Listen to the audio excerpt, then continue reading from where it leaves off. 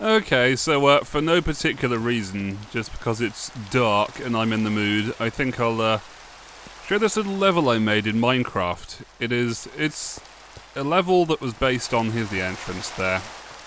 It's a level that was supposed to be a bit of a demo level I made for this project we had at work that never got finished. It was going to, okay, look, it's a bit of a long story. It was going to be based on this fake Peter Molyneux account tweet.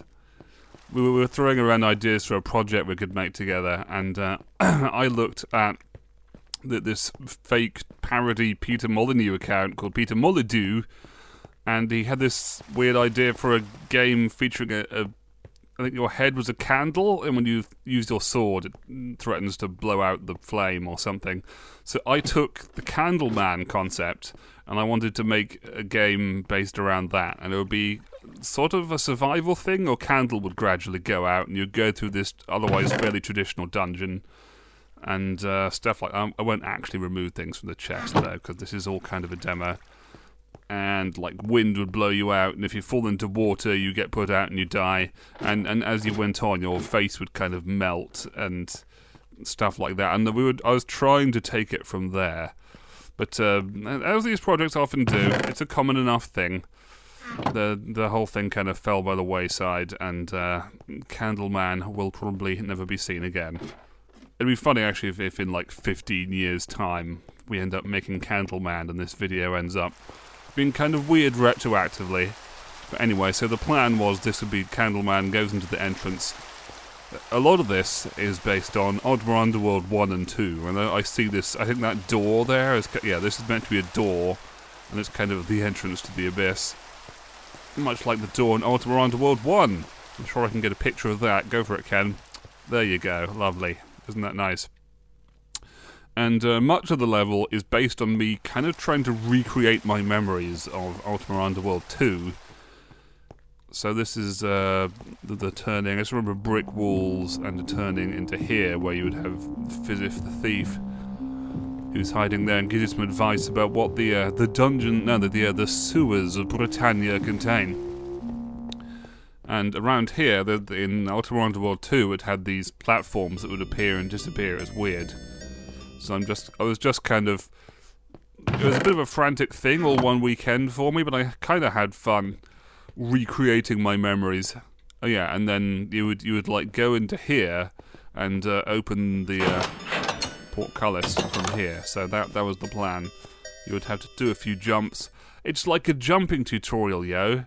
I'm a big fan of having tutorials be kind of not explicit, you know, just tutorials based on showing you what, kind of forcing you to do what you have to do, just teaching you the level design. Like they do this in Shovel Knight and stuff, if you look at analysis of Shovel Knight. And then there will be water over, like bridges over water. I was going to say water over bridges. How do you get water over bridges? Thing is, I'm not sure this idea is even that complete, actually. Like, I wasn't sure what else to do, and there was going to be a bit of combat and things, sort of Dark Souls-y combat. I'm not sure it was even that great an idea in many ways, but I don't know. Here we go. It was going to be I've got the occasional bit of slime. Oh man, I really put the work in. Actually, it's a pity nobody looked at this. Yeah, I put little bits of water above the slimy ceilings, so that water drips down. It really gives that dank dungeon feeling, you know. And here, I guess this is based on the prisons in Oddmore Underworld 1. They had those where the lizard men are and stuff. It's kind of based on that. And I was going to have this kind of Dark Souls character back there, and he would talk to you, and talking to him would use up precious wax time or something, and he'd have a little bed of straw there. I hope not making anybody seasick by kind of just swaying back and forth here, just fidgeting. Oh my god. Yeah. So they will be in the dungeon there. So I've kind of forgotten where I have to go next in my own level. I think I have to... Am I supposed to go this way? I don't really even understand. And this is kind of, I guess, based also on the Lizard Men level of Oddmore Underworld 1 with the water and the mirror. I'm not sure what this dead end is for either. Sometimes I'm not sure what I'm doing, really. Yeah, so also, why is there a gravel wall here? Just to brighten things up? Okay, and then we open that door. I'm not sure why we opened that. This whole thing confuses me now. And then there's a shortcut across here. I've kind of forgotten what the purpose of all this was, to be honest. It's funny, you get to be a stranger in your own project. Alright, have I gone through this in the wrong order as well? Like, okay, just back up, back up. Yeah, and then there's little waterfalls and things. One of the things I like about Minecraft, actually, is that you can kind of recreate a lot of Ultima stuff. Ultima Underworld 1 and 2 have a lot of the same ingredients. A first-person view, quite detailed first-person game. Kind of simple but effective combat, stone walls, the same kind of blue water. So I've actually done some horrible things in Minecraft where I've recreated Lord Bridges' castle. And no, I don't think I can show you any pictures or anything because they'd all got lost to the mist of my computer. It's all gone now.